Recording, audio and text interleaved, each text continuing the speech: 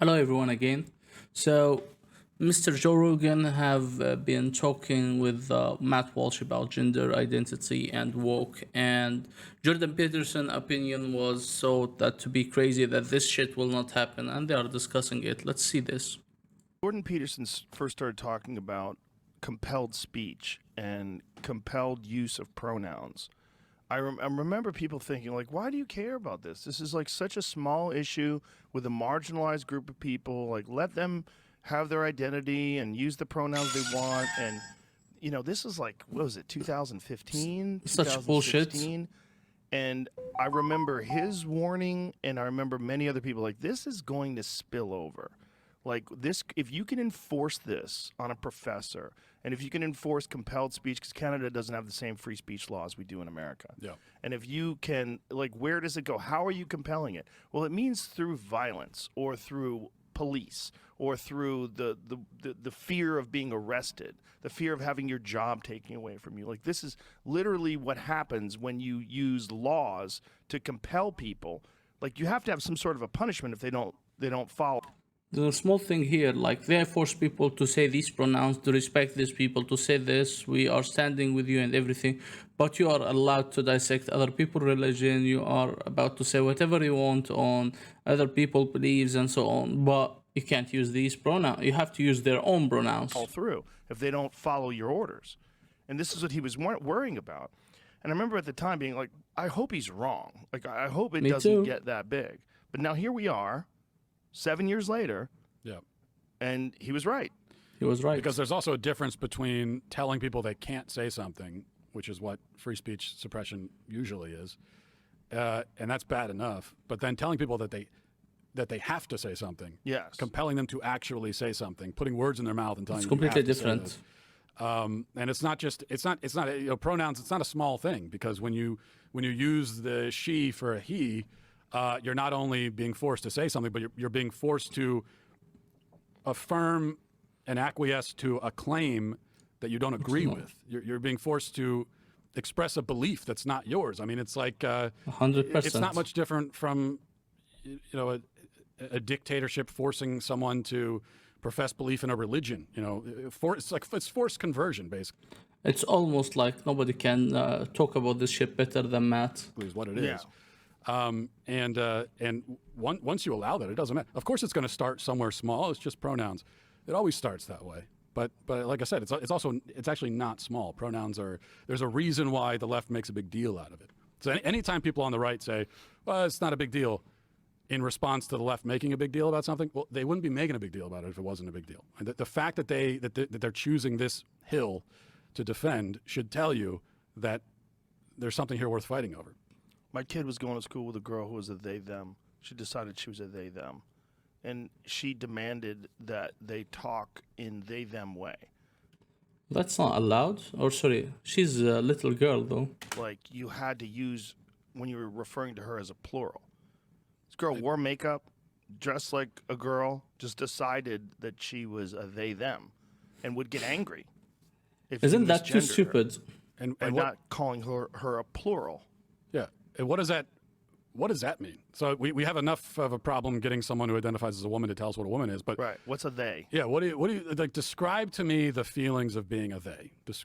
Can you describe that? What is that experience like? And anytime you ask someone to do that, it immediately descends into incoherence. And also, by the way, the actual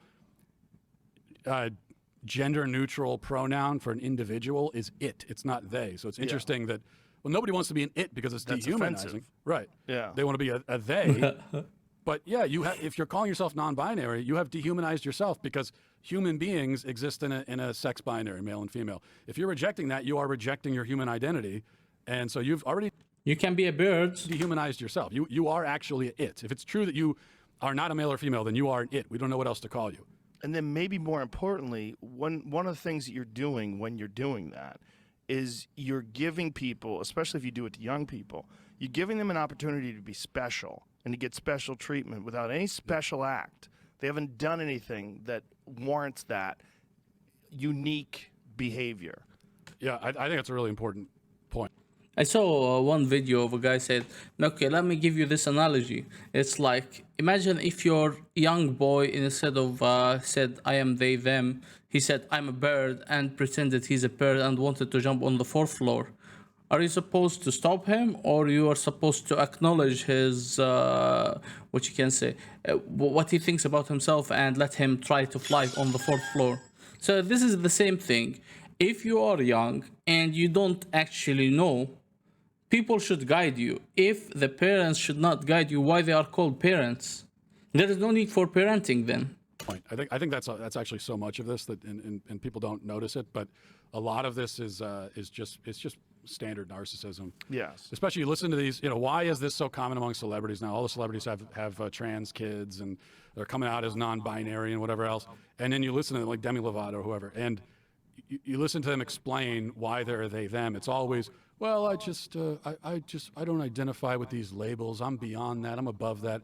It's like these labels were good enough for billions of humans before you, but it's not good enough for you. You can't find yourself there. But all these other billions of human beings, it was fine. They had no problem. But you're so special that we need to change the rules of the English language for you specifically. It's incredibly Arrogance. egotistical. It's bizarre. Egotistical. It's like if you feel that you're different than everyone else, you're still a female. You're just a different human being who happens to be a female. If you're so unique, go prove it with your actions. Prove it with your work. Prove it out there in the world.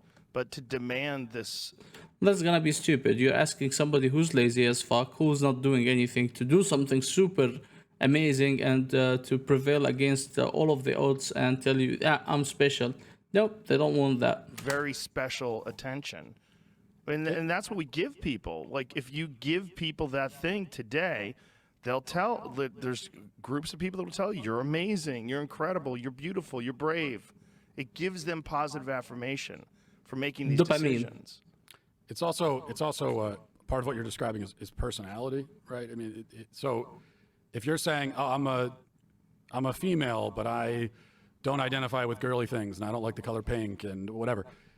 Okay, that's your personality, and it's fine. There are many ways to be a woman. There are many ways to be a man. There's like almost infinite ways of doing it because each man and woman has their own personality, their own perspective of the world, and that's fine. So I think that what I'm expressing is more the kind of traditional idea is much more expansive because it allows you as a man to just be who you are. You're still a man, but be who you are. The idea now is that if you're a man, but you have interests or ideas that fall outside of the standard norm, now you lose your manhood. You're actually a woman. So they're actually reinforcing the gender binary while trying to destroy it at the same time, which is interesting.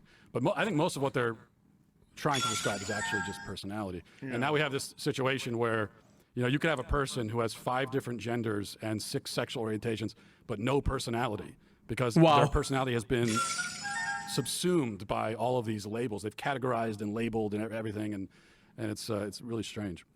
The art exhibit recently where the girls threw soup on the Van Gogh. You know about that story? Oh, yeah. They asked, someone was interviewing them. Oh, Patrick Bet-David was interviewing them and asked them, can I ask what your pronouns are? And she said she was he, she, they. He, she, and they. I go, so you're masculine, you're feminine, and you're plural. She's all of them. She's everything. She's basically like a Hindu god. It's like what are you?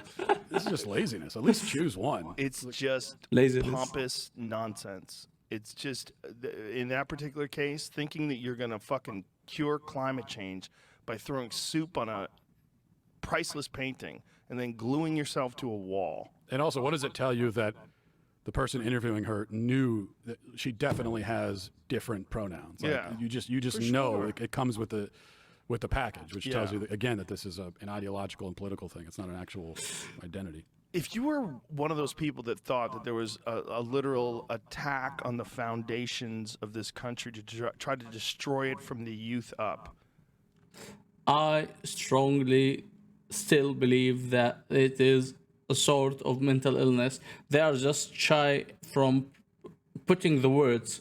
It is the same definition of mental illness. What better way to do it than with social media reinforcing? Okay, so that's the end of the video.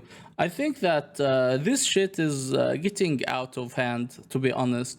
Like, it's like you need so much diversion these days. Like, they keep creating diversion after diversion after diversion, and you lose focus on what's important. What's important? Healthcare. What's important is education. What's important is stop the war between Ukraine and Russia, is fix the status of the Middle East. The oil prices are going up. The inflation is reaching levels which are unprecedented. What else? The recession is about to happen. It's gonna hit harder than 2008. There is an issue with the economy between China and USA, so it is gonna affect everybody. These are things which matters. They're just creating a diversion and diverting your attention to something which is less important.